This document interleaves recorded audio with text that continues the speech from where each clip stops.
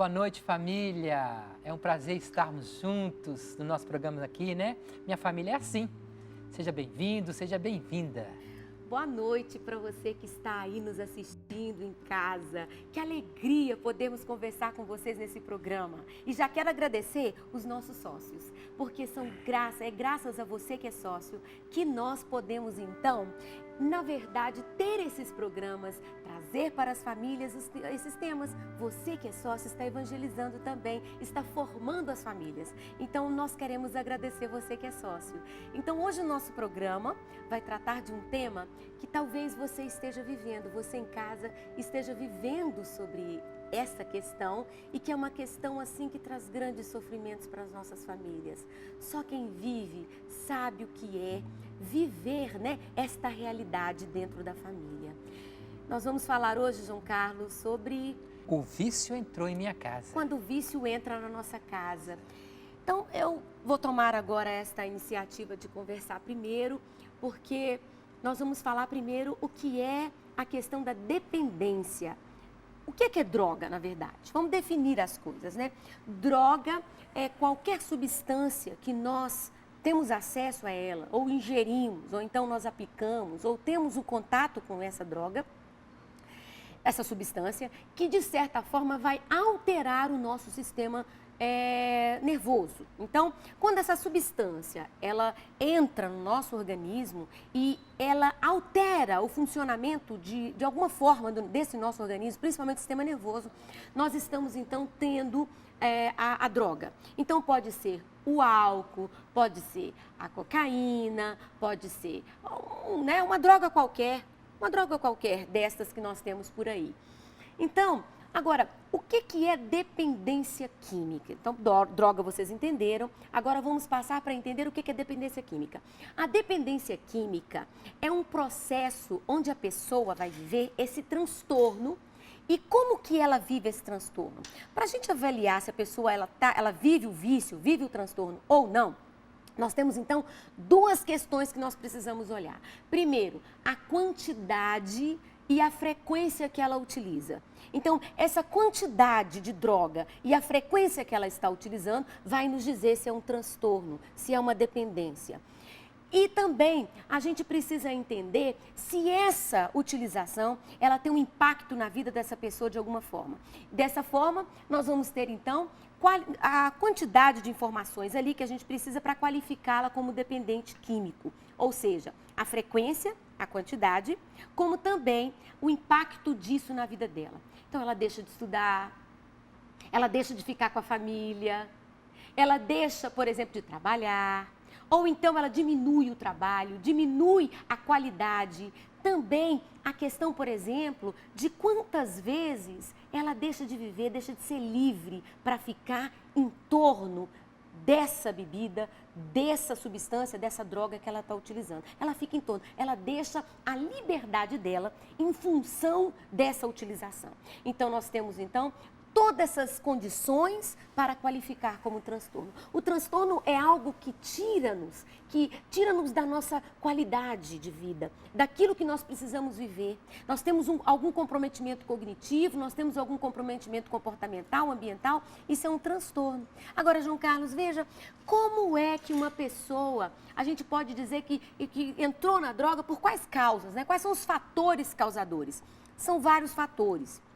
Os fatores que causam a dependência química é multifatorial, são múltiplos. Quais são eles? Nós temos, então, fatores ambientais ou culturais e nós temos fatores genéticos. Há evidências que a genética ela tem um fator significativo para que a pessoa venha se tornar um dependente químico. E também ambiental. A própria família ali, com a bebida em casa, a festa familiar ali, ritual, a cultura, por exemplo, brasileira, né? Vamos ver um joguinho e já introduz ali dentro da casa criando dele. Um ritual, né? Modos de ser, E as né? pesquisas têm demonstrado o quê, João Carlos? Eu li uma pesquisa que fala justamente, uma pesquisa nacional sobre a saúde escolar. E o que essa pesquisa demonstrou? Demonstrou alguns fatores de risco para que um adolescente possa entrar nessa realidade da utilização das drogas e se tornar um dependente químico. A pesquisa mostrou o primeiro fator, João Carlos, é uma pesquisa científica, uma pesquisa que avaliou uma amostra grande de 60.973 pessoas, estudantes da rede pública, se eu não me engano, acredito, privadas também. Tanto da rede pública quanto da rede privada, 60.973 pessoas participaram dessa pesquisa. E o que essa pesquisa identificou? Primeiro fator de risco para a utilização de drogas, ou melhor, não de risco, fator protetor primeiro. Qual é o fator protetor principal? Pai e mãe dentro de casa. Então, a pesquisa disse que quando existe o pai e a mãe dentro da mesma casa, isso é um fator protetor, um fator que vai evitar com que o filho possa entrar nesse mundo da droga. O outro fator muito interessante, que eu gostei muito de ler nesse artigo, é que a família tenha pelo menos uma das refeições, uma delas, justamente feitas em família. Que essas refeições sejam feitas ali no ambiente familiar. Olha que riqueza, tendo os dois dentro de casa e as refeições no ambiente familiar. Então, esses fatores são aqueles principais que nós temos que vão, então, diminuir. O outro fator também que eu estou lembrando, João Carlos, que é muito interessante, são aquelas famílias que buscam saber o que os filhos estão fazendo em tempo livre. Se a criança ela está num tempo livre e a família não está preocupado lá com a briga, com o divórcio, com tantas coisas só profissional, financeiro, e ele se volta para a vida do filho para saber onde ele está, com quem ele anda, isso é um fator. O que ele está fazendo é um fator protetor, um fator que vai diminuir o risco desse adolescente entrar no mundo das drogas. Isso é impressionante, porque quando eu li esse artigo, o que me veio é assim: se a família está vivendo uma harmonia, se a família está vivendo ali uma forma, né, uma forma estruturada de ser família, ou pelo menos tentando ser, estando atentos, ficando juntos, isso protege o filho contra a utilização do uso. Ele pode ter uma tendência biológica, pode ter um ambiente forte, mas a família assegura para ele essa proteção. Um dos fatores de risco, por exemplo, para utilizar, que a família tem que estar atenta, é se a criança começa a faltar nas atividades sem avisar. Não foi para a escola, não avisou. Né? Ela saiu da escola, não avisou, foi para outro lugar. É preciso ficar atento, porque a pesquisa mostrou que esses adolescentes que tinham relação, por exemplo, com esse ambiente livre dessa forma, eles tinham um risco maior de estarem utilizando a droga e, de uma forma geral, tanto o álcool quanto também as drogas, né? Todas as drogas ilícitas. Tanto o tabaco também estaria aqui relacionado à utilização do fumo, que é um fator protetor também, porque a família ela estaria atenta àquilo que o jovem está usando. Então, nesse início do programa, né, já aqui vocês já identificaram primeiro os fatores que causam, os fatores que vão ajudar o filho para não iniciar nesse mundo, né, das drogas, nessa vida das drogas, que é realmente limitador e tanto a família sofre quanto essa pessoa sofre. A gente nunca pode dizer que que é um caminho sem volta. Ele tem um caminho, tem uma volta, sim. Difícil, viu, jovem? Difícil, mas não é impossível se você está vivendo isso. Não é. Por isso, é importante a presença da família para ajudá-lo, porque talvez ele sozinho não consegue, porque a adolescência é esse momento onde ele busca autonomia, mas ainda ele não tem essa autonomia. Para isso, nós convidamos uma pessoa muito especial, amiga da Canção Nova, está sempre do nosso lado. Ela entende muito bem esse assunto e agora vai falar para vocês da experiência familiar, da experiência dela com o filho dela. Então, nós queremos chamar a nossa convidada para estar aqui, nós vamos apresentá-la. Seja bem-vinda, Zuleika. Zuleika, seja bem-vinda, é um prazer. Prazer é tudo meu. Prazer, minha querida. Prazer tá Pode sentar aqui para conversar com a gente um pouquinho. Se eu posso ajudar, né? Com certeza. Mais do que teoria, o que a gente está precisando no mundo é vida, é a prática. Querida, e aí? Conta pra gente a sua experiência, o que aconteceu com você. Eu tenho 5 filhos, 4 meninas e 1 menino. Meu filho caiu nas drogas. Ele saiu, ele entrou nas drogas, começou aos 15 anos nas drogas, dentro de casa, dentro do meu prédio, que era um prédio que eu achava que ele estava protegido, que era uma bênção, tinha porteiro, as mães. Eles se juntavam lá embaixo, os jovenzinhos de 15 anos, e ali eles começaram. Eu pelejei muito nesses esses 2 anos da droga dele, até chegar ao ponto dele sair de casa. Ele saiu aos 17 anos. Nesses 2 anos, minhas filhas sofreram muito, virou uma neurose dentro de casa. A pequena Cláudia, que era a caçula, tomava conta dele, me ligava na loja. Mãe, Gustavo saiu. E escondia a roupa dele para ele não sair. Mas, enfim, foi uma tragédia. Você falou aqui, eu estava ouvindo você dizer, que é a respeito da família estar junta. Na minha experiência, eu e já conversei com outras mães, já participei até de cursos. É quase, eu não vou falar 100%, mas eu vou falar 99% dos casos de filhos que desviam e que caem nas drogas, começa na desunião dos pais. Se é dentro de casa, os pais se agredindo verbalmente ou até fisicamente, ou numa separação. É quase líquido e certo, sabe? Por isso que eu sempre batalho.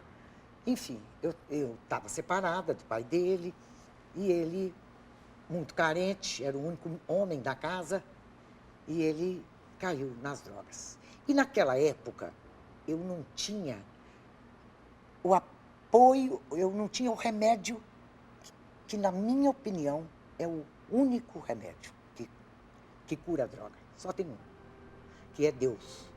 Eu não tinha. Quer dizer, eu tinha porque eu fui criada numa família de renovação carismática. Meus pais eram da renovação. Fiz cursilho, etc., no início. Depois, eu costumo falar que eu dei férias a Deus, entendeu? Eu postei ele num cantinho e fui viver a minha vida. Uma vida de viagens, passeios, entendeu? Vocês tinham boa condição financeira? Tinha uma condição financeira boa, muito brava com eles e tal, mas não tinha Deus. Eu não botei Deus dentro da minha casa. E ficou na porta. E isso foi o nosso grande erro.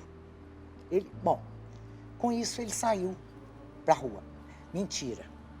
Não vou falar, eu vou assumir a minha culpa, a minha responsabilidade. Ele começou a trazer droga para dentro de casa, no prédio, com os colegas e tal. Aí um dia eu falei com ele, aqui eu com 4 outras meninas, que eu não queria que contaminasse, né? Eu falei, aqui dentro ou você ou a droga. Aqui dentro com droga não cabe. Ele falou, então eu saio. Eu falei, ali, a porta é aquela. E ele saiu e não voltou mais. Foram 20 e tantos anos de droga. Eu já nem sei fazer as contas, mas 20 e tantos anos.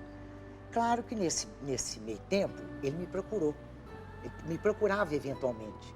Quando ele estava no fundo, mas no fundo do poço, ele vinha. Ele ia ao encontro da família. Mãe, me ajuda, eu preciso largar essa vida. Passava a mão nele, internava. Fiz 5 internações. 5. Mas eu não tinha ainda a canção nova. Vai escutando. Internava em clínica. Coitado, até internei numa fazenda de um sacerdote, mas que eles não tinham o que hoje as clínicas de religiosos, do Eros, Biondini, a própria Canção Nova, dão a cobertura à Fazenda da Esperança. Não tinha, eu não tinha esse contato. Enfim, não deu certo. Várias vezes ele entrou, várias vezes ele saiu. Aí pronto, montei para ele um apartamentozinho. Eu não podia trazer para dentro da minha casa. Não podia, com as meninas todas dentro de casa. Esse barracãozinho é um apartamentinho nos fundos de uma casa que eu aluguei para ele. Um belo dia essa senhora, a senhorinha, me liga. Ah, vem aqui porque seu filho está sendo agredido, ele está sendo violentado por traficantes aqui na rua. Eu saí correndo, já bem tarde da noite, fui para onde ele estava. A cena que eu vi foi ele sentado no chão, assim, tinham 5 traficantes, com aquelas toucas que a gente... Aquelas Capuz, máscaras. né? assim, uma Esse máscara. capô. Só com os olhos de fora, que tem até um nome, eu já esqueci. Graças a Deus, eu já esqueci. Eles batiam nele, chutavam, entendeu? E eu cheguei e vi aquela cena. Corri, parei o carro lá em cima, disse correndo na rua. Menino, eu acho que eu fiquei doida. Eu avancei nesses homens. Você foi mãe que ama. Eu batia nos traficantes, eu esmurrava o peito deles, eu puxava a touca, eu batia. Eu fiquei doida, minha filha. Quer dizer, eles podiam ter me matado, podiam ter feito, né? Mas nessa altura que eu contei que eu dei férias para Deus, mas ele não tirou férias de mim. Eu descobri depois. Ele não me largou um dia, você acredita? Ele nunca te deixou. querido. Ele é o cara. Ele não me largou.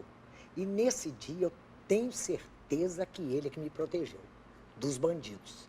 Porque era para eles terem revidado, né? E eles ficavam só assim, ô tia, você ficou doida, tia? Não, tia, não é? E eu avancei, fiquei doida, bati neles. Peguei meu filho, levei para o hospital para ver se ele estava todo quebrado, né? Porque além de tudo ele era muito magrinho. Quer dizer, esse foi uma das noites que eu passei. As outras, assim, na janela, esperando amanhecer o dia, sabe? Porque nas clínicas de dependência, a gente faz lá os cursos e tal, e eles falam, você é codependente. Você é codependente. Eu fiquei furiosa a primeira vez que eu ouvi isso. Falei, que é isso, moço? Ficou doido? A senhora é codependente da droga dele. A senhora, quer ver como é que a senhora faz? E aí começou a me descrever. Eu falei assim, esse moço me filmou, só pode. Ele teve na minha Ele casa. teve lá em casa, alguém contou. A senhora fica na janela até de madrugada. Quando ele disse, se ele não chega, a senhora... Ele foi contando tudo que eu fazia. Isso é codependência. A senhora precisa vir aqui, porque enquanto ele está fazendo o tratamento, a senhora também vai ficar livre dessa codependência. Você precisa ficar livre. E aí eu comecei a fazer um trabalho comigo mesmo.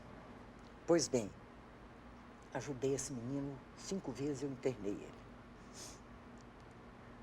A última vez que eu internei, a última vez que eu o vi, foi nos 15 anos da minha filha caçula.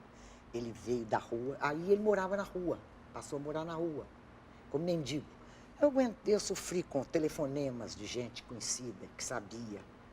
Isso é um absurdo, você deixar seu filho, sabe? Me censurando. Você sofreu muito. Te condenando. Com esse julgamento, com essa te condenação. julgando, né? O síndico de um prédio um dia me ligou de noite. Porque seu filho está aqui na garagem do prédio, eu acho um absurdo. E eu fiquei ouvindo. E ele falando, e eu escutando. Ele acabou de falar. Eu falei, vou te falar uma coisa. Né?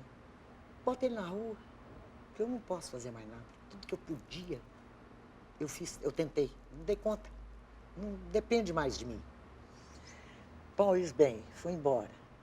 No aniversário de 15 anos da minha filha, ele veio. Aluguei roupa para ele. Ele dançou a valsa com a irmã dele. Foi a última vez que nós o vimos. Que a partir daí, ele tornou a desaparecer. E era assim, ele desaparecia, mas Dia das Mães ele não falhava. Logo em seguida, Ele junho... tinha valor de família, ele- amava você, ele coisa tinha, linda. Um dia eu falei com o Dunga, num programa que eu fiz com o Dunga, eu falei com o Dunga, ô Dunga, sabe o que eu descobri? Que há dignidade na droga, na miséria. Meu filho foi incapaz de dar meu telefone para traficante me cobrar. Não podia. Quantos, não é? Quantos não fazem isso, né? Não é? Ele não te envolveu. Não, Não. e nem as irmãs, nem o colégio que as irmãs estudavam. Ele morreu, quer dizer, Ele preservou a ele família. nos preservou. Nunca, isso nós... Bom, pois bem, Dia das Mães ele vinha, logo em junho é meu aniversário, ele vinha, em agosto é aniversário dele, ele vinha, e vinha no Natal. Isso aí ele não falhava. Neste determinado ano, ele não apareceu no Dia das Mães. Aí eu pensei cá comigo, nossa, a senhora deve estar atolado, né? Na droga. Não apareceu. No meu aniversário também não. No aniversário dele, agosto, também não. Aí o coração já não tinha mais onde pulsar. E eu evitava tudo que eu podia de tocar nesse assunto dentro de casa com as meninas. Porque elas já eram sofridas demais e eu não vou ficar lamuriando, né? Reforçar, né? Exato. Reforçar o E sofrimento. fingindo que estava tudo bem. Ele saiu, o problema acabou. Não é assim que a gente pensa? Saiu, olha lá. Olha que bondade. A casa virou aquela bondade sem ele. Não virou, não. Né? Não, aqui dentro não. Pois bem, quando foi no Natal que ele não apareceu, minha filha que morava no Rio, veio passar o Natal comigo. Estava deitada na minha cama, acabou o Natal, todo mundo foi embora, acabou a ceia e tal. Ela virou para mim e falou assim, mãe, eu vou te falar um negócio. Eu falei, não, minha filha, eu tô com o coração apertado, aconteceu alguma coisa com o Gustavo. Ah, mãe, vou te falar um negócio que se de te contar. Ele sumiu. Na hora que ela falou assim, eu pulei da cama, era de madrugada, já tinha acabado a ceia e tal. Acendi a luz, falei, que isso, menina, me conta que... Ah, mãe, esqueci de te contar.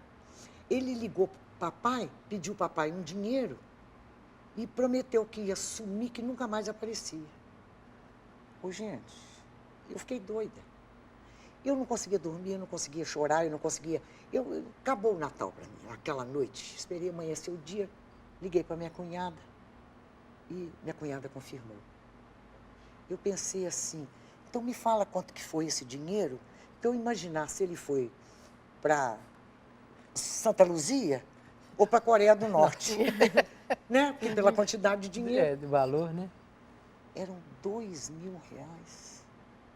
Não dava para ele ir. Eu tinha conseguido na justiça uma pensão para ele de salário mínimo. Ele ia ganhar o resto da vida dele um salário mínimo que o pai ia pagar. Ele abriu mão disso por causa de R$2.000. Quer dizer, devia estar devendo os dois. Isso aí depois é que minha ficha caiu. E esse menino sumiu de vez. Aí acabou meu sossego. Saí de polícia em polícia, fui na delegacia de desaparecidos, fui em tudo quanto é lugar. Nesse intervalo, o Dunga tinha me falado um dia, a hora que ele te pedir ajuda mais uma vez, você bota ele dentro do carro e traz para mim. Ele nunca mais, eu não tive essa chance. Porque aí, nesse intervalo, esqueci do mais importante, que foi meu encontro com Deus na Canção Nova. Nesse período. E o Dunga falou comigo, me traz ele que eu quando ele vier te pedir ajuda. Mas ele já não veio mais. Então, fiquei, né? Rezando. Aí eu só sabia fazer rezar. Mas já era tarde. Porque eu perdi. Se eu tivesse colocado Deus dentro da minha casa, dentro da vida dele, ou ele dentro da igreja, ou dentro da Canção Nova, eu teria salvado meu filho. Ou no coração de Deus, né? Eu até acredito que ele estava no coração de Deus. Porque aí eu comecei a pedir. Eu comecei a pedir a Deus duas coisas. Primeiro, que ele tirasse meu filho dessa vida. De qual vida era problema dele. Ou vida das drogas, ou dessa vida aqui. Depois disso, ele foi dado como morto, ele foi matado pelo tráfico, matou ele, para servir de exemplo para os que estão devendo o tráfico. Dessa situação, querida, o que você tirou para sua vida, tudo que você viveu? Eu tirei o seguinte, chorei muito, claro, quando eu fiquei sabendo dessa história, mas eu agradeci a Deus, ele fez o que eu pedi.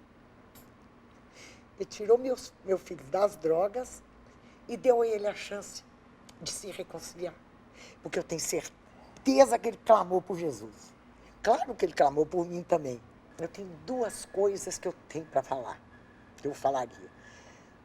A separação não é a solução para problema nenhum de ninguém.